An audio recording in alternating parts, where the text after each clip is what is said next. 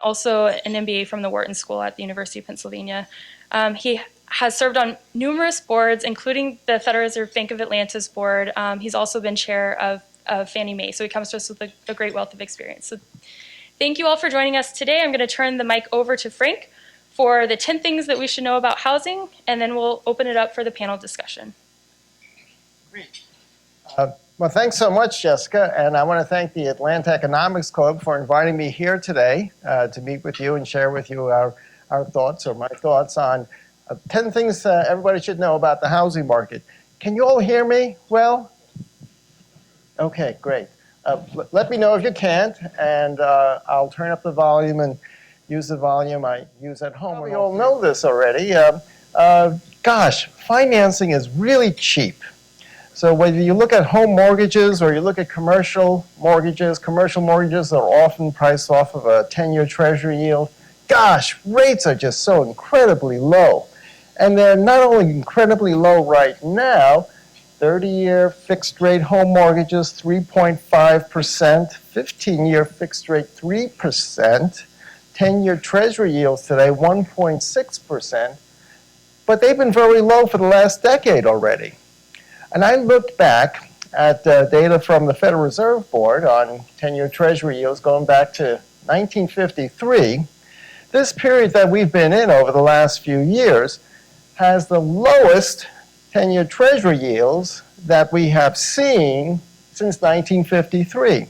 Whether you look at any particular month, any particular day, or even a 10-year average. I looked at the 10-year average from 2010 to 2020 for the 10-year Treasury yield, and I looked back to 1953. The last 10 years are the lowest 10-year Treasury yields we've had. It's also the lowest home mortgage rates that we've seen here in the U.S.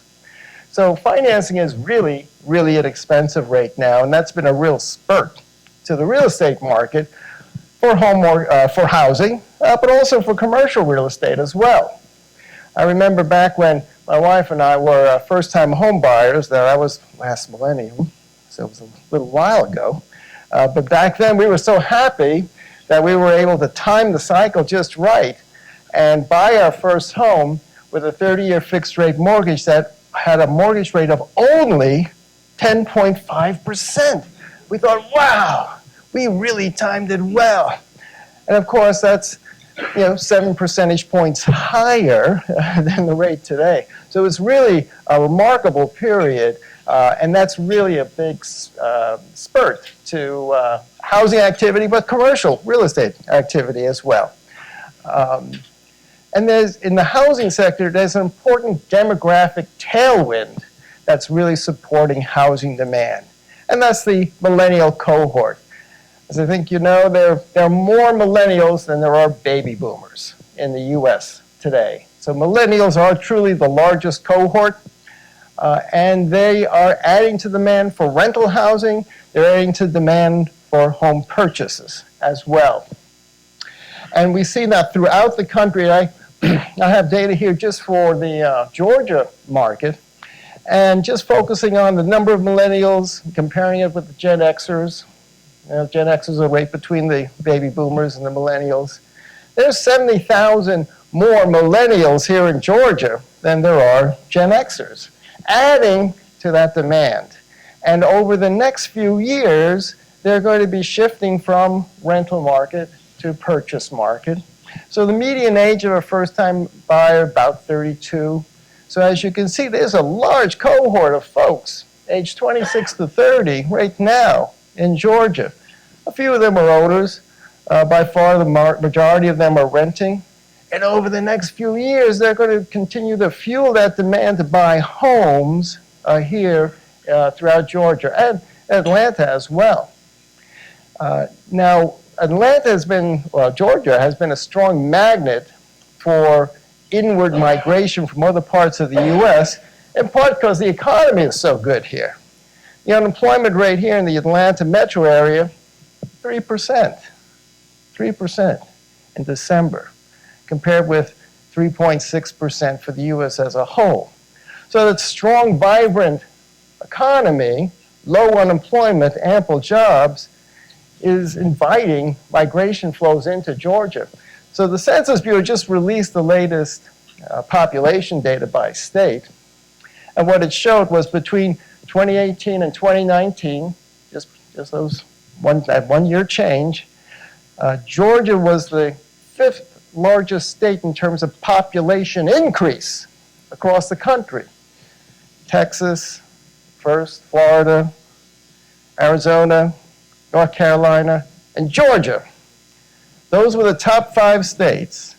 More than 100,000 increase in population in 1 year, in part because of the strong economy. So that's going to add, longer term, to even the demand that we see here. This is just the current population in this chart. As more people move here to Georgia, that's going to add to demand for rental, but also demand generally for housing. So there's important demographic tailwinds supporting demand throughout the country, but especially here in the Atlanta metro area.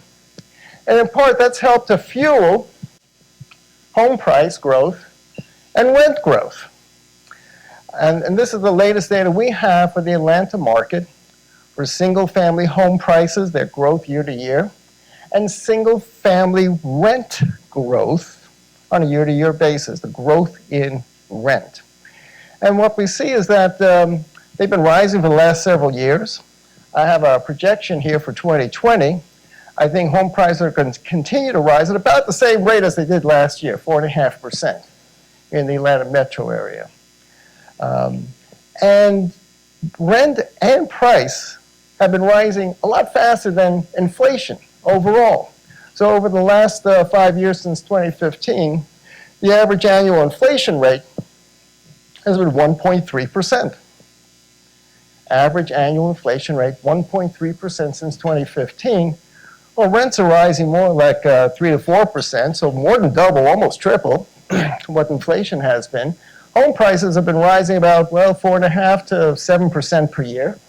So a lot quicker than inflation. And I expect that to continue in 2020 and probably into 2021 as well, in part because of the strong demand for housing and some of the limited inventory. So while prices are going up, there is certainly a group of households, families that benefit, and those are current homeowners. So if you're a current homeowner, you benefit from home price growth. You benefit because it's creating home equity wealth. And what we've seen is that home equity wealth has grown substantially. It's at a record level across the country. Home equity wealth in the latest Federal Reserve flow of funds statistics is up $10 trillion over the last decade, at an all-time high. Well, we took a look with our own data to see how the average amount of home equity each homeowner has, how's that changed? Well, the average amount of home equity nationwide has increased about $100,000 per household over the last decade. That's the chart on the left. It grew from about $75,000 average home equity up to $175,000. So homeowners, if you're a current homeowner, you've benefited from home equity wealth, and that's helped to stimulate consumption spending, especially home improvement spending. I look at data from Harvard University's Joint Center for Housing Studies. They've reported a record volume of home improvement spending in 2019, $327 billion. They've been tracking home improvement and repair spending since 1996. And over that 23-year period, 2019 was a record. A record, not just in nominal terms, but a record even in real terms once you adjust for inflation. So we are having record volumes of home improvement spending, in part spurred by the fact that home equity wealth has really increased and is at a record level, and it's been spurred by the fact that homeowners on average are staying in their homes a lot longer than they used to. Compared with 10 years ago, the typical current homeowner has lived in their home 4 years longer than homeowners did 10, 15, 20 years ago. So staying in the home longer and having a lot of home equity wealth has been an important spur to record level of home improvement spending that we see. And in the map, I have some information just for Atlanta and for the U.S. and Georgia. So in the U.S., over the last year, the average amount of home equity per homeowner increased $5,000. In places where home prices are growing more rapidly or where home prices are really high, the figure generally is higher. Home prices are growing more rapidly here in Atlanta than in our national statistics. I mentioned 4.5% over the last year. For the U.S. as a whole, our home price index is up 3.5%. So home prices are rising more rapidly in the Atlanta metro, and that's contributing to more home equity creation. $9,000 here in the Atlanta metro area compared with $5,000 for the average homeowner nationwide. One of the really interesting things about home price growth, not just in the last year, but for several years now, is that there's differential home price growth by price level or price tier. So we compare price growth for lower priced homes compared with price growth for more expensive homes. They're both rising, but lower priced homes are rising more rapidly over the last year and since the trough in the house price cycle almost 9-10 years ago now. And these bars show the price growth by tier. Lower priced homes are on the left, more expensive homes are on the right. Again, this is Atlanta Metro. Remember, 4.5% for the metro as a whole. So for low priced homes, those that sold at more than 25% below the median sales price in Atlanta, so no more than 75% of the median sales price in Atlanta, so low priced homes, they grew about 7.5% last year in home prices, a lot more than 4.5%. And we see this trend throughout market after market after market, where lower priced homes are appreciating more rapidly than higher priced homes. In the last year, the red bars, but since the trough in the home price cycle, which is the blue bars. And when we look to try to understand what's going on, one thing we see is that the inventory available for sale is relatively low compared to the demand in that price segment. So again, this chart shows, using data from our multiple listing service for the Atlanta metro area, the month supply of inventory by price tier for Atlanta. And month supply continues to be very, very lean relative to demand for the lower price tier. And that's the lower price tier is the price tier that first-time home buyers are active in. That's the entry-level housing. And first-time home buyers are competing with investors. Investors are not buying $1 million homes here in Atlanta to offer them for rent, maybe one or two. But generally, investors are buying homes at or below the median price. And so they're very active in that segment, and they're adding to that demand from first-time home buyers, pushing up prices, keeping inventory low. The other part of inventory is new production. So the MLS has primarily existing homes. But we can take a look at what's happening with new production. And new home sales have really been on an upswing and high in the South and in the West. And that's been true not just in the last year, it's been true for years and years and years and years.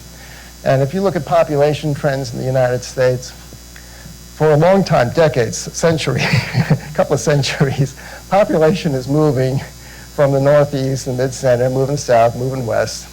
And those trends are continuing. 5 biggest states for pop growth last year: Texas, Florida, Arizona, North Carolina, Georgia. Those are the top 5. And we used our public records data to see which markets, which metros had the highest level of new home sales just in the last 12 months. Dallas, Houston. But Atlanta is up there as well. Atlanta is number 3 in the country. So very strong production, new home sales here in the Atlanta market.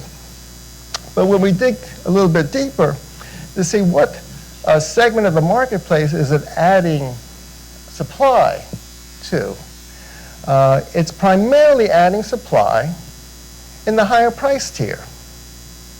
The higher price tier is where most of the new homes that are being built and sold are adding to supply, helping to moderate price growth for the upper tier. There are some more affordably priced homes that are being built and delivered for the lower price tier. Atlanta is very similar to the U.S. and what we see in other markets, but it's relatively small. Of all lower priced homes, only 2 to 3% of the sales are new construction, are new home sales. Here in Atlanta last year, about 20% of more expensive homes sold in the market were new construction. So adding to that inventory, helping to moderate price growth. I guess it's not a surprise that new homes have a higher price tag. That's always the case. New homes always have a higher price tag than existing homes. What's different, and I probably should have brought data from 20 years ago, is that 20 years ago, the new production that we see in our data added more supply also to that lower tier than what we're seeing over the last several years. So my eighth fun fact is that mortgage payments to buy a median-priced home in the Atlanta market are actually quite low, thanks to this record low level of mortgage rates. That's helped so much to keep the monthly principal and interest payment low. So to calculate and estimate what the monthly principal and interest payment was, we assumed 20% down payment to buy the median-priced home that's sold in the Atlanta metro area in a particular month. And the red line is just the nominal payment. So yes, the nominal payment's a little bit higher than it was back in 2000, but if we adjust for inflation, just using the consumer price index, that's been running about 2% per year over the last 20 years, we actually see that inflation adjusted, or real terms, the monthly principal and interest payment to buy a median-priced home in the Atlanta metro area is actually lower than it was 20 years ago. Thank you, low mortgage rates, or cheap mortgage rates. The cheap mortgage rates have really been important in making a payment affordable. Prices have gone up, and again, we're assuming 20% down payment in doing this calculation. So with home prices up a lot more, for that first-time buyer looking to buy a home, you do have to save up a whole lot more cash now than was true 10 or 20 years ago in order to come up with the 5%, 10%, or 20% down payment. I think that's part of that affordability pinch that many millennials and first-time potential buyers are facing. They got to save a lot of cash, have a lot of liquid assets in order to make that purchase. But if they can do that, monthly payments on the whole don't look that different. In fact, they look a little bit lower in real terms than they were 20 years ago. I want to say one other thing about home mortgages. Gosh, are they performing well. Delinquency foreclosure rates on home mortgages are at the lowest level in more than 20 years. We took a look at our loan servicing database to see what we could see for the Atlanta metro area. And over the last few months, delinquency rates, foreclosure rates in the Atlanta metro area are the lowest since our data series began in 1999. Lowest in more than 20 years. Now recently, the Mortgage Bankers Association, they issued their update from their National Delinquency Survey. They don't report data at a metro level. They have it by state. They have it for the U.S. as a whole. They reported the lowest foreclosure rates since the mid-'80s, nationwide, for home mortgages. Delinquency foreclosure rates on home mortgages are the lowest in more than 20 years, in Atlanta metro and nationwide as well. And my 10th and final point, I want to say something further about what we're seeing in multifamily space. And that, as you probably know, if you're in the multifamily space or commercial space in general, prices are up. They're up a fair amount. They're up about 37% in terms of the median property sales price per square foot, here in the Atlanta metro area. I divided the Atlanta metro area into two pieces. So the red bars are the Atlanta metro. About 40 to 45% of all multifamily property sales are Fulton County. So I separated out Fulton County so you could see what the trend is for Fulton compared to the rest of the metro. The Atlanta metro is huge, as you probably know, 29 counties. So it's Fulton versus the other 28 counties. But prices are up, and in part, it's a couple of factors. Strong rental demand, rents are up, they're outpacing inflation growth. So it rents up, and vacancy rates at a 30-year low, NOI is up, and net operating income. So net operating income is rising. Furthermore, cap rates have fallen. They continue to fall, and the combination of rising net operating income, falling cap rates, have pushed commercial property values up in Atlanta, but in the country as a whole. I look at a series on multifamily cap rates that's produced by the American Council of Life Insurers. It starts in 1965. Cap rates nationwide, cap rates today are lower than at any other time, going back to when that series began in 1965. So they're the lowest in at least 55 years. So that has sparked the increase in multifamily property values that you see here in Atlanta and that we see throughout the country. So those were 10 points that I thought, I find interesting. I wanted to share about the housing market. And with that, I think now I'll invite the panelists. We started the business about 30 years, a little over 30 years ago. We build in 6 states. Interestingly, 5 of them are the 5 states that you mentioned as the 5 with the most growth. So obviously we've got the right footprint. So we're in Florida, Georgia, the Carolinas, Texas, and Arizona. Most recently, our annual revenue that we've reported is $1.8 billion. So that'll give you a little bit of an idea of our size. And then when you talk, Bob, you'll realize how small we are compared to Pulte. We have about 1,000 employees, and we build homes from everywhere from the low 100,000s to over $1 million in most of our markets. Okay, thanks, Cory. Bob? So I am CFO at PulteGroup. We are the 3rd largest builder in the country. Very consistent with the product, I think, that Ashton Woods, well, actually not completely, but we build across the broad spectrum of both price and demographics and geography. So I think one of the things that we're trying to do is be as diverse as we can in terms of our product and where we do business. But just a little bit of background on us. We were founded in the 1950s in the Midwest. Company relocated here to Atlanta back in 2014. Most recent fiscal year, $10 billion in revenue. We operate in the vast majority of the largest MSAs in this country. There are a couple we're not in. We'll see if we can change that. But maybe if we could go to the map. You can see here where we are is sort of in the smile states that we've talked about to this point, so the southernization of the country. But interestingly, and probably a little bit different than most of the other big builders in this country, we have a big presence in the Midwest. It's where we were founded. We like that business. It's more of a move up as opposed to entry level type business because it's folks that have been there. But it's a good business for us. We also have a pretty big presence in the Northeast. And as we look at it, what we try and do is serve the markets as they are.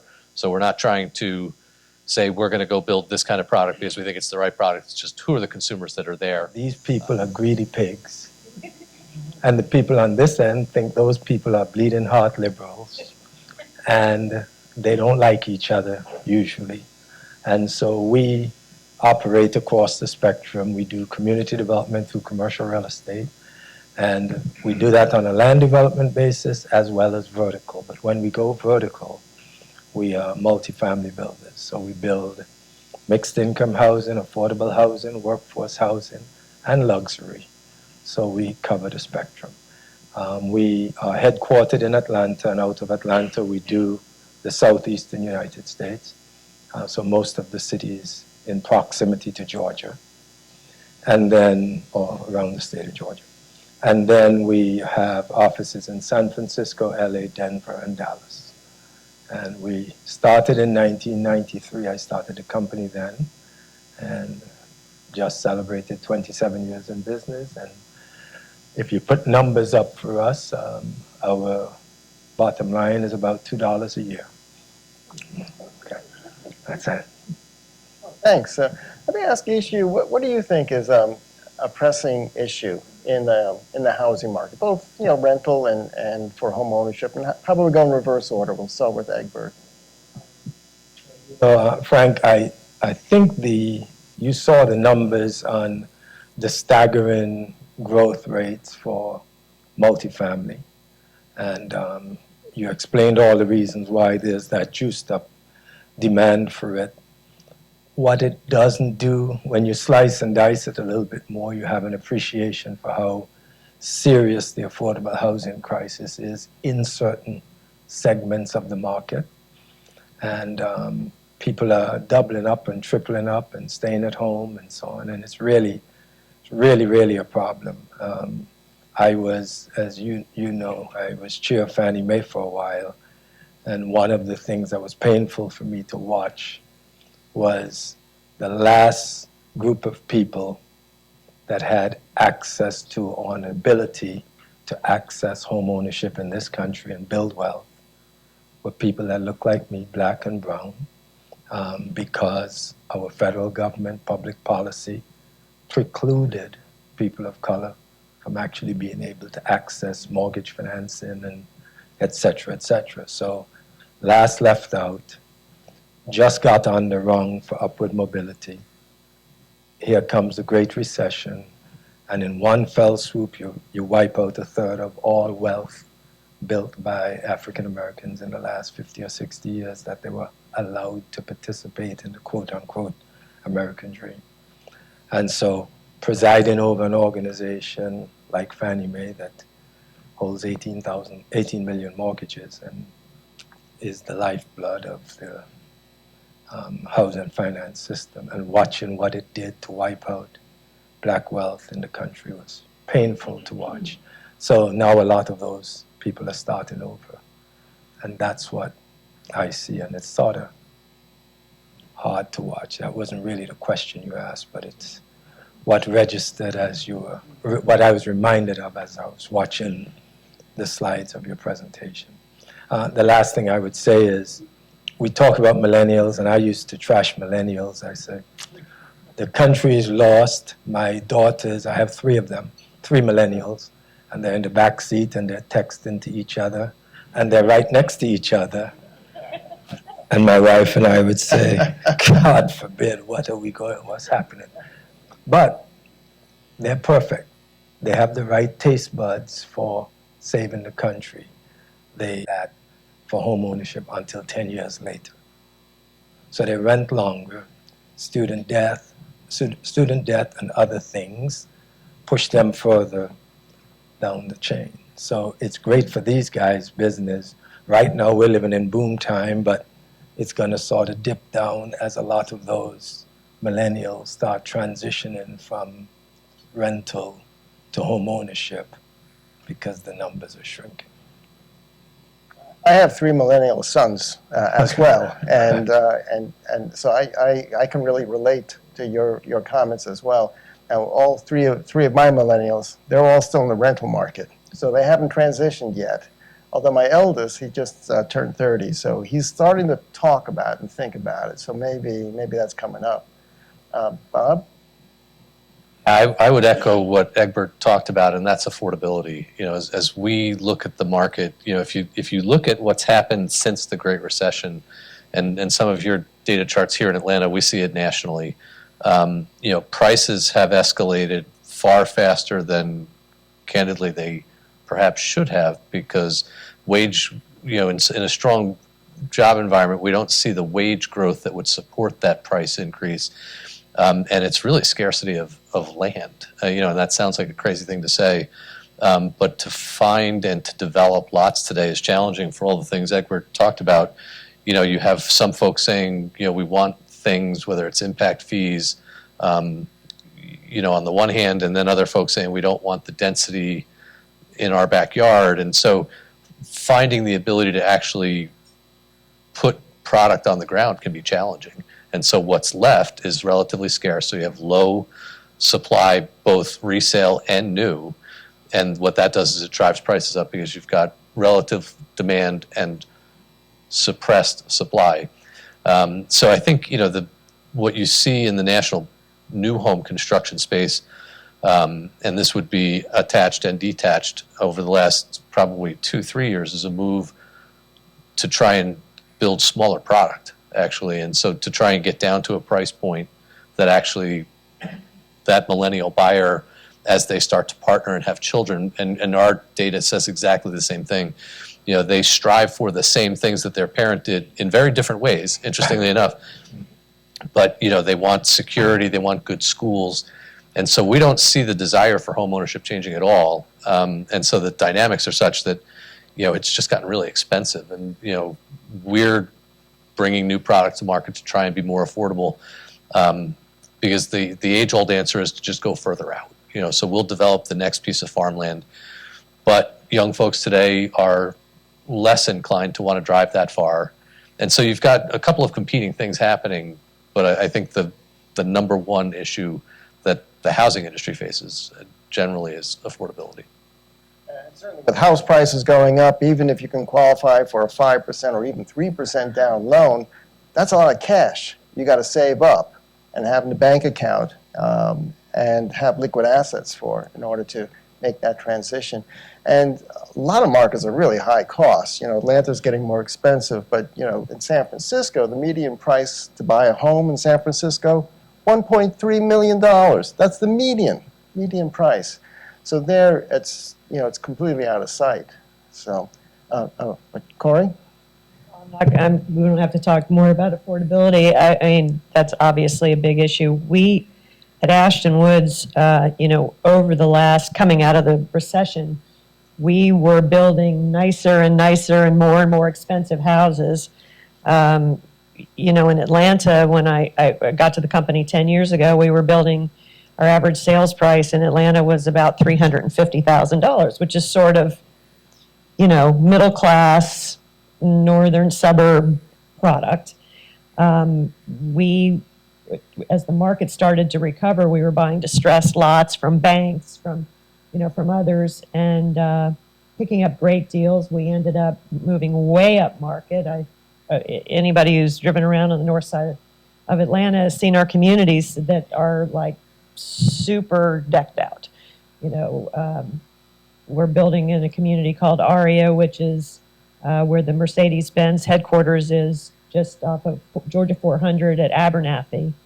And, we're building homes there that go up way over $1 million, and it's very expensive land, et cetera, et cetera. But we see this affordability crisis now. So about 4 years ago, coming up on 4 years ago, we sat down seeing this looming, and as a company decided we're going to have to rethink kind of who we are, because we were caught up in our brand of this, super fancy home, but we could see that that was not for everyone. And obviously with mortgage availability, and as you've mentioned, the rates being so affordable, and there was so much pent-up demand at the entry level, people hadn't come back into the market. We knew this was coming, and we decided to really focus on entry level, which we hadn't done much of at all as a company. So we came up with a new brand. We decided rather than build under the Ashton Woods brand, we would come up with another brand, kind of like, Toyota and Lexus or something like that, where, the engine is still coming from the same manufacturer, but it's got a different name and a different price point. And so we launched Starlight Homes. We sold our first Starlight home in March of 2017.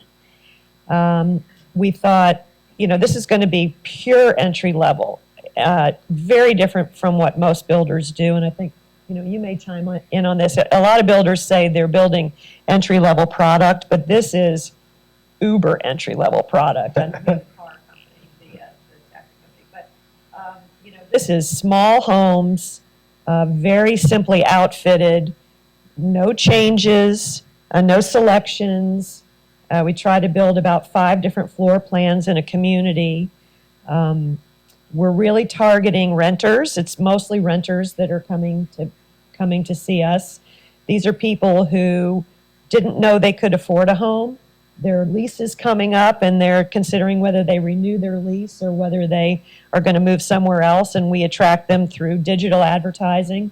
They come out, they don't think they can afford a home, and we can show them that this is what we have to offer, which is fit and finishes that are as nice, if not nicer, than what they already have, and that their monthly payment, given how nice the mortgage rates have been, can be at or lower than they're paying in rent. And obviously rents have gone up dramatically at the same time, so we're really competing against rentals, not competing against other builders as much. And so we launched this coming up on 3 years ago. We thought, well, we'll see. This is an opportunistic play. We'll see where we're going to do this. If it makes sense, we will. If it doesn't make sense, we won't.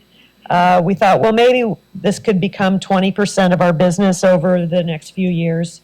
So it'll be 3 years next month, and it's quickly grown to being 40% of our business. Will grow to be 50% of our business very quickly. The demand for this is just mind-boggling. I mean, some of it is, timing was really good.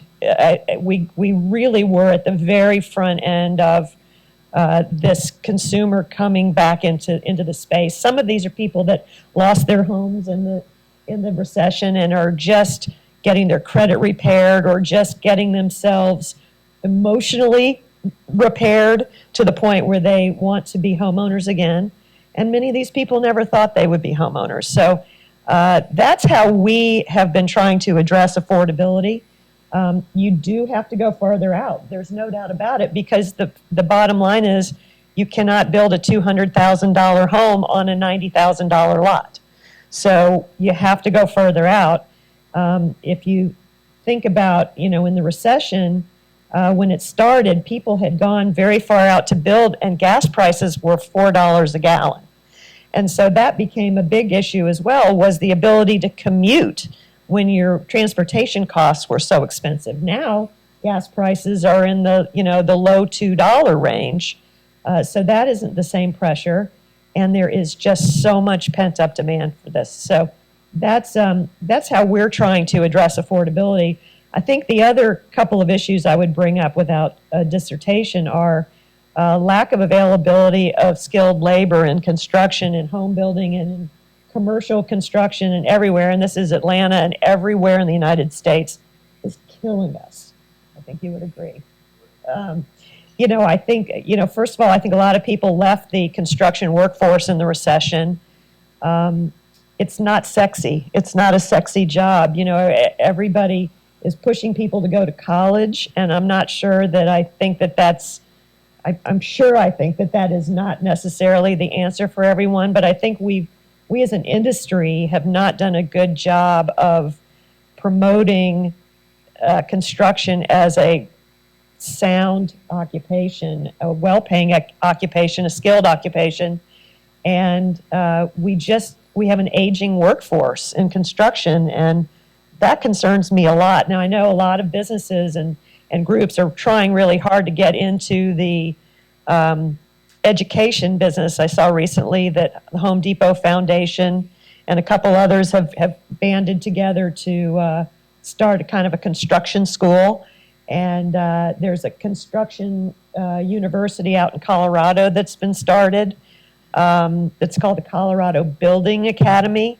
And that's something that they're trying to expand into other cities in the United States. And I think we as an industry need to really get behind this to build a pipeline of labor for our business to thrive going forward. I'm not talking about now, I'm talking about for the next decades, because that's going to be a real problem. That's a looming problem.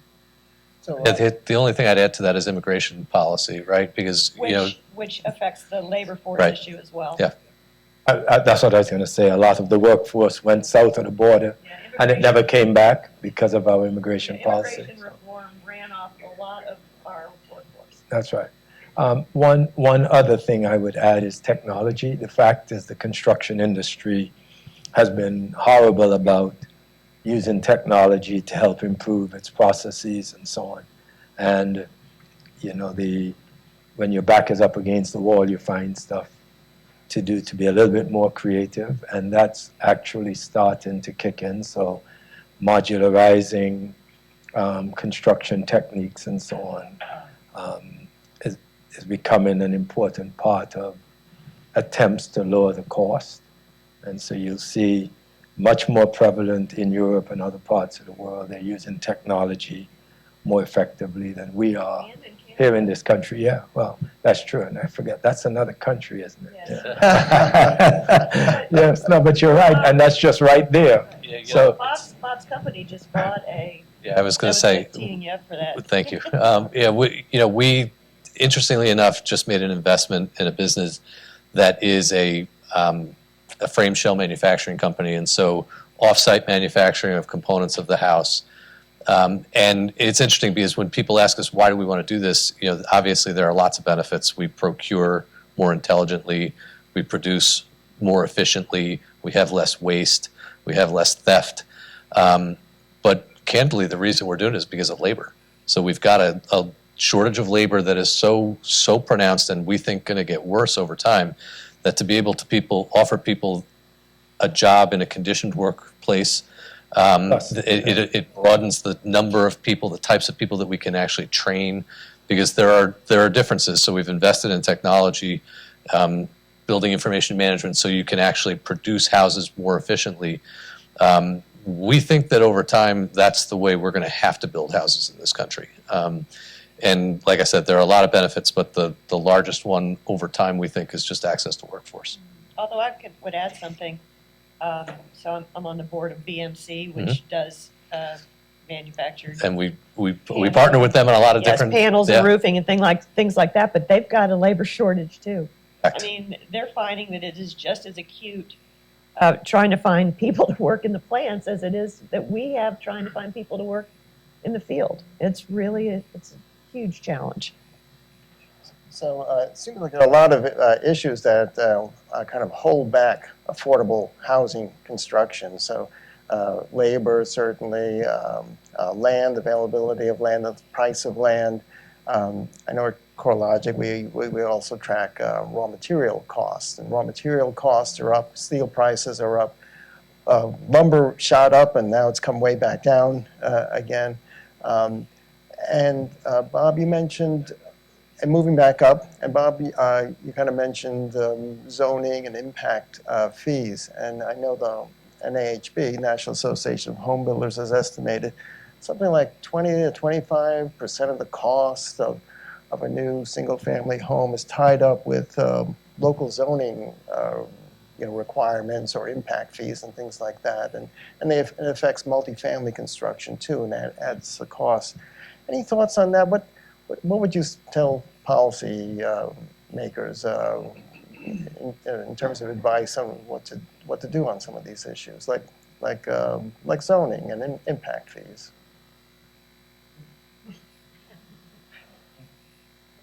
It is. That is. I mean, ultimately, if you look at the cost of housing, all certain things tweak around the edges, right? So let's take finance and costs and so on. Obviously important, especially for a homeowner situation, because you have that service over a long period of time. So that addressing that helps with affordability. But anything that goes into lowering the cost of the box, I'm calling the house a box. Cost of the box is where all of your real costs are. If you can't get that down, you're not making the dent. So labor and materials are clearly the most important part of that. Land, however, has probably become more of a problem in terms of cost escalation. Certainly in the markets we're in, we're more urban focused, so you won't find us building way out. The cost of land is what's really escalating because the demand to be in the urban space is moving up. The demand is growing so fast, it's driving land costs up. So I think the way you can mitigate that is with public policy. So if, for example, you look at a lot of parts of the city, you can take Atlanta, you can take 100 cities across the country, same issue, in proximity to the central business district, all of those areas are growing and the values of land going up much, much, much faster than everywhere else. So public policy can do something to curb that growth by both a carrot and a stick. You can lower the costs of land in proximity to help drive affordability, but layer with that a policy that requires a certain percentage of the housing to be made affordable at certain household incomes. And it's the combination of those two things that I would want to encourage policymakers, not just to lower the cost of the land, because all that's going to mean is people get the land a little less expensively.